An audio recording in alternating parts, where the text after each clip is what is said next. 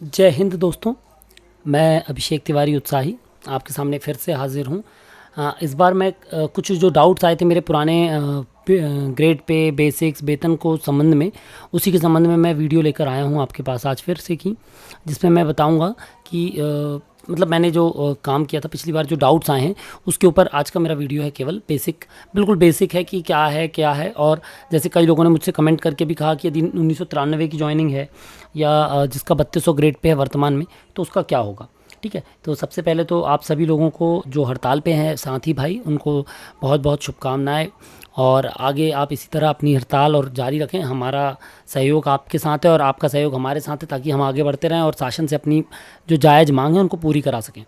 ठीक है, इसके साथ ही जो किसान बंधु हमें देख रहे हैं और जो पत्रकार बंधु हमें सहयोग कर रहे हैं, जो अन्य संगठनों ने हमें इस मदद की है, समर्थन दिया है, उनका भी हम तहे दिल से यहाँ से स्वागत करते हैं।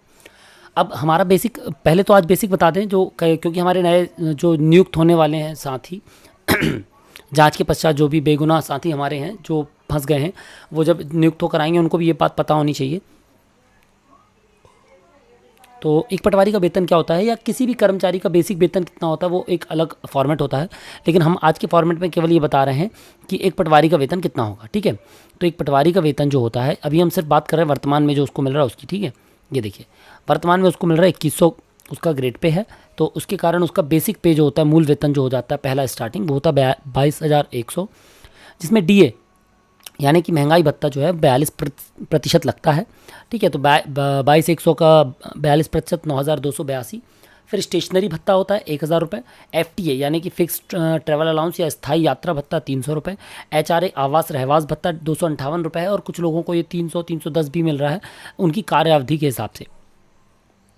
फिर अन्य भत्तों में अतिरिक्त हल्के का भत्ता मिलता है 500 रुपये। ठीक है, तो इनकी जो नेट सैलरी है वो आती है 33,440। अब इसमें डिडक्शंस हैं, जीपीएस है, एनपीएस है, जीआईएस है, प्रोफेशनल टैक्सेस हैं, वो काटने के बाद नेट सैलरी बनती है, ये ग्रॉस सैलरी है। ठीक है, अब ये तो है जो स्टार्ट करेंगे, जो नए लड़के अभी ज्वाइन करेंगे, यदि वो 2100 पे ही ज्वाइन करते हैं उनके लिए। ठीक है, अब हम बात करते हैं जो हम शासन से मांग रहे हैं, संशोधन हमारा। ठीक है, तो यदि संशोधन सरकार करती है, 2800 हमको ग्रेड पे देती है, तो हमारा मूल वेतन बनेगा 28,700। ठीक है, अब 28,700 जब वो बन रहा है, तो 28,700 के बाद हमारा डीए जो बनेगा वो बनेगा 12,054 रुपये वर्तमान डीए के हिसाब से।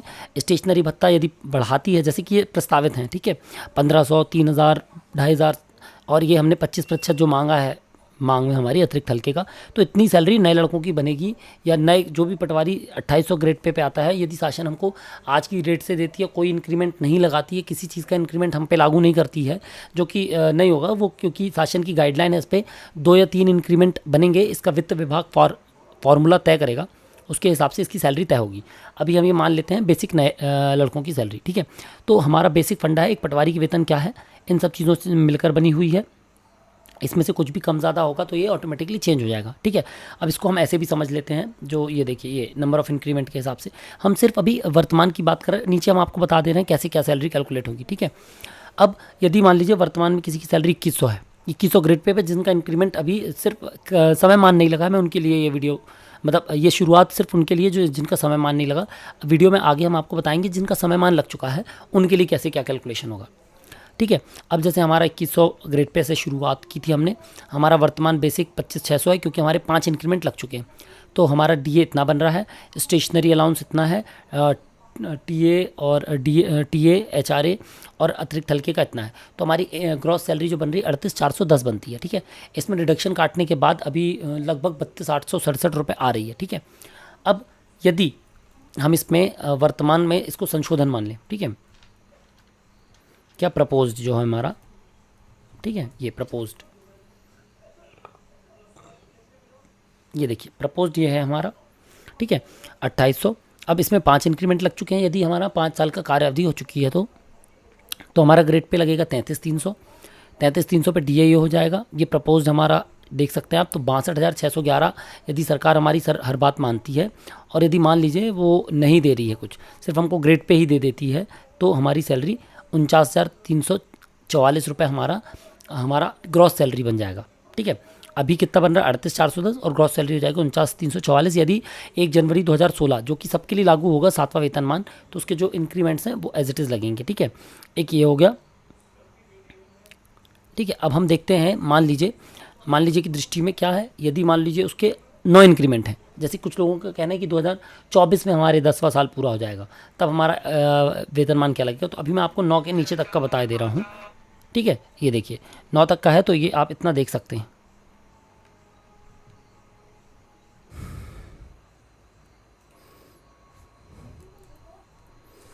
जी, तो हम बता रहे थे कि कैसे प्रपोज्ड में आपका यदि 9 इंक्रीमेंट लगा है किसी का, तो उनकी सैलरी अभी जो भी होगी इतनी होगी। यदि अभी 9वें इंक्रीमेंट में, जैसे हम ये देखिए इसमें देख रहे हैं, यदि 9वां इंक्रीमेंट अभी उनका लग रहा है, 9वां साल चल रहा है सर्विस का, तो अभी उनकी ग्रॉस सैलरी 42,954 होगी, जो कि 55,308 हो जाएगी। ठीक है, जैसे 2800 ग्रेड पे हमारा लग जाएगा।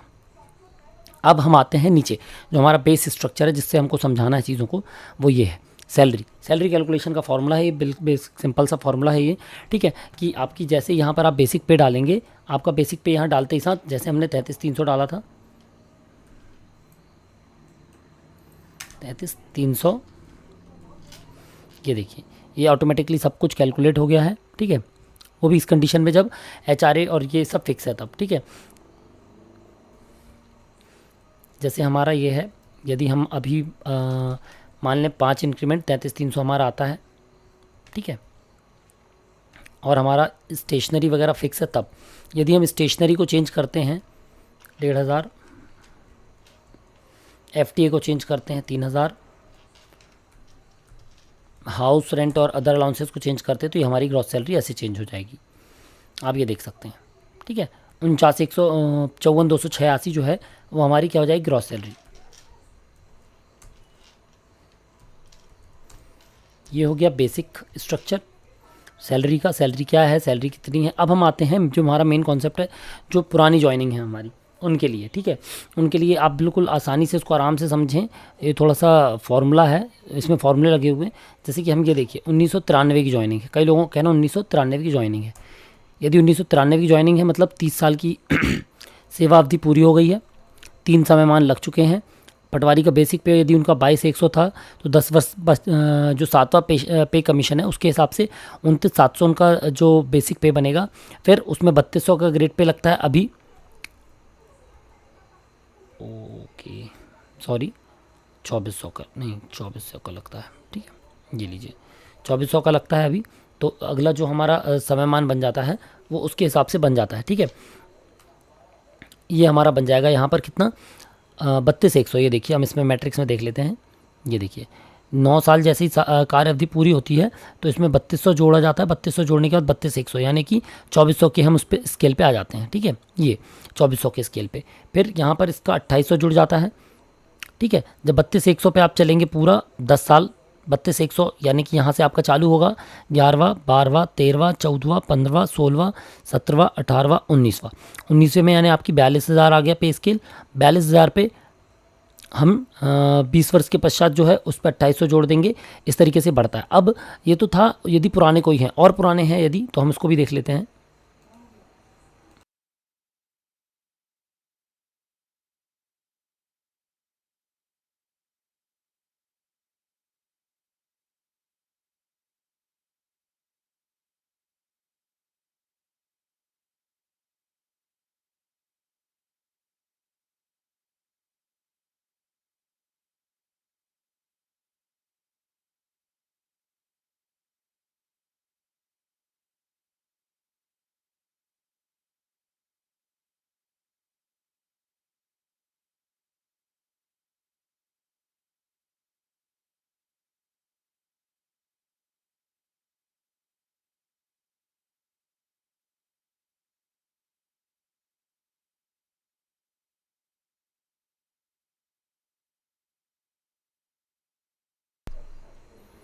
हाँ, तो अब हम ये देख सकते हैं, ये हमने ज्वाइनिंग के हिसाब से बनाया था। ठीक है, ये देखिए अब आप देख सकते हैं 1993 में यदि उसके 30 साल हो चुके हैं, उसका फर्स्ट ग्रेड पे 2100 लगा था सर्विस में, उसका जो पहला समय मान लगेगा वो 2400, दूसरा अभी जो लग रहा है विसंगति वाला 2800 3200 3600। अब यदि इसको सुधारा जाता है जो कि सुधारना ही पड़ेगा शासन को, ठीक है। इसकी हमारी हड़ताल इसी बात पे है। तो जैसे कि यदि मान लीजिए अब उसका यदि कोई व्यक्ति 35 साल की सर्विस पूरी कर चुका है तो उसकी सैलरी का बेसिक पे के लगने के बाद ये आ रहा होगा, लगभग ग्रेड पे इतना आ जाएगा, ठीक है, 35 साल की सर्विस पूरी होने पर, ठीक है। तो ये आप देख सकते हैं, इस हिसाब से ये बढ़ जाएगा। लेकिन यदि अब जब नया पे स्केल लगेगा तो बहुत सारे लोगों का ये डाउट था कि नया यदि पे स्केल लगेगा तो क्या होगा। नया पे स्केल 2800 हमको लगेगा तो जो हमारे आगे के समय मान है विसंगति वाले वो ऑटोमेटिकली चेंज हो जाएंगे। जैसे यदि किसी व्यक्ति के अभी 2400 चल रहा होगा तो ऑटोमेटिक उसको 4200, ठीक है, या सॉरी यहाँ पर ये थोड़ा सा एक मिस्टेक हो गया है, इसको हम सुधार देते हैं। ये 4200 नहीं आएगा, ये आएगा 2800 के बाद 3200। एक मिनट जी, ठीक है, ये आप देख सकते हैं 2800, 3200, 3600, 4200 जो हमारे अगले अधिकारियों का है। जैसे कि यदि हमारा 2800 होगा तो ऑटोमेटिकली आरआईओ का 32 हो जाएगा, नायब तहसीलदार का 36 हो जाएगा, तहसीलदारों का 4200 और एसडीएम का 5200 है ही, ठीक है। तो उस स्थिति में ऑटोमेटिकली ये समयमान सुधर जाएंगे, ठीक है। तो ये हमको देखने को मिल जाएगा। अब यदि कोई व्यक्ति 2003 का है मान लेते हैं, तो 2003 या 2004 मानते हैं रैंडमली, तो उसका 19 साल हो चुके हैं, एक समयमान उसका लग चुका है, ठीक है। तो यहाँ पर उसका जो समयमान लगा होगा वो कौन सा लगा होगा, एक समयमान। यदि एक समयमान लगा है मतलब उसको अभी 2400 लग चुका होगा और 2800 अगले साल लगने वाला है। तो अगले साल 2800 जो लगेगा उसकी जगह पर यदि उसका आज 2800 हो जाएगा तो उसका अगला जो समयमान लगेगा वो 3600 का लगेगा। अब यहाँ पर सैलरी कैसे फिक्स होती है तो इसके लिए मैं पिछली बार बताया था, एक बार और बताता हूँ आपको। ये देखिए, ये हमारा पे बैंड है, ठीक है। अभी हमने जैसे कैलकुलेट किया 29,700 चल रहा है हमारा, या वो व्यक्ति 19वें साल पे 42,000 की ग्रेड पे पा रहा है, ठीक है। अब यदि उसको 1 जनवरी 2016 से हमारा शासन जो है हमको 2800 देती है तो 7th पे कमीशन को उन्नयन करके हम उसको फिक्स करेंगे। तो फिक्स करने का जो तरीका मुझे सीनियर्स ने बताया है, जो हमारे केजीओ बाबूजी लोग हैं उन्होंने बताया है, वो हर बार वित्त विभाग को एक अलग अल्टीमेट देते हैं, अलग फॉर्मूला, अलग डेफिनेशंस देते हैं, ठीक है। तो उस अलग डेफिनेशंस के हिसाब से ऑटोमेटिकली ये फार्मूले सेट होते हैं। तो अभी ऐसा नहीं है कि जो मैं बता रहा हूँ फिक्स रहेगा, हो सकता है इसको जो फाइनेंस डिपार्टमेंट को नया लेटर आएगा तो वो चेंज हो जाएगा। तो आप केवल ये देखें कि जैसे कि यदि ये है, ठीक है, अभी 19वां साल उनका चल रहा है, हमने बताया 19वें साल में उनका 42,000 मिल रहा है, अगले साल उनका 43,300 हो जाएगा, ठीक है। अब वो 2400 में है, तो सबसे पहले हम इसको उठाकर जो वर्तमान उनको ग्रेड पे मिल रहा है उसको उठाकर हम 2800 के पे स्केल पे लाकर उस पर केवल 3200 जोड़ देंगे, ठीक है। ये देखिए एक इंक्रीमेंट के हिसाब से, तो अभी 19वें साल में 42,000 मिल रहा है। अब इसको हम इस स्केल पे लाएंगे तो 42,000 कहीं नहीं है, पर 42,000 से नीचे नहीं पकड़ सकते हम। जो भी लेंगे इसका जो फर्स्ट हाईएस्ट डिजिट होगी वो लेंगे। तो इसका फर्स्ट हाईएस्ट डिजिट क्या हो जाएगी, ये देखिए, जैसे कि हमने 42,000 देखा, ये इसकी फर्स्ट हाईएस्ट डिजिट यहाँ पर ये है, ठीक है, ये हो गया। तो हमारा अगला पे स्केल यानी यहाँ पर फिक्स हो जाएगा, जो भी हमारे सीनियर्स होंगे उनके लिए 19 साल की सर्विस जो पूरी कर चुके हैं, प्लस अगला समय मान के हिसाब से इसमें 3200 जुड़ जाएगा। ये लीजिए,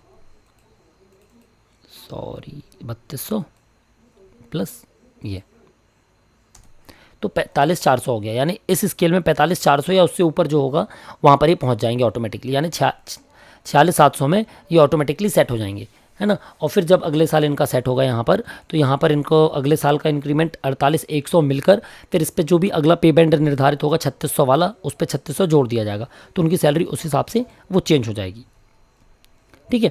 तो अब आप समझ गए होंगे थोड़ा सा और आसानी से।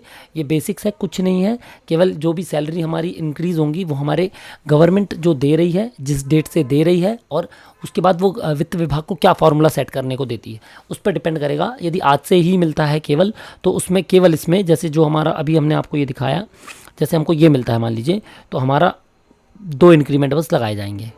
तो अब आप 2 इंक्रीमेंट देख लीजिए कि अभी यदि हम सिर्फ इसके हिसाब से चलें तो ये 2 इंक्रीमेंट के बाद हमारी सैलरी इतनी बन जाएगी, ठीक है। तो अभी हमको ये मिल रही ग्रॉस सैलरी, फिर ये सैलरी हमारी हो जाएगी। यदि 2 इंक्रीमेंट देते हैं तो कम से कम मिनिमम 2 इंक्रीमेंट देने का है, ताकि आपकी जो सेवा अवधि है, कार्य अवधि है, वो प्रभावित ना हो। तो आशा करता हूँ दोस्तों आपको इसमें काफ़ी हद तक समझ में आया होगा। इसमें हमने आपको ये भी बता दिया है कि यदि 93, 94, 2003, 2012 का कोई व्यक्ति है, 2012 का कोई यदि व्यक्ति है जैसे, ठीक है, ये 2012, तो 2012 के व्यक्ति उसके यानी 11 वो लग चुके हैं, तो एक समय मान उसका लगेगा सीधे 3200, यानी उसको पहले 3200 पे सेट किया जाएगा। 3200 का जो भी आएगा पहले उसको 2800 के स्केल पे सेट करके प्लस 3200 कर दिया जाएगा, ठीक है।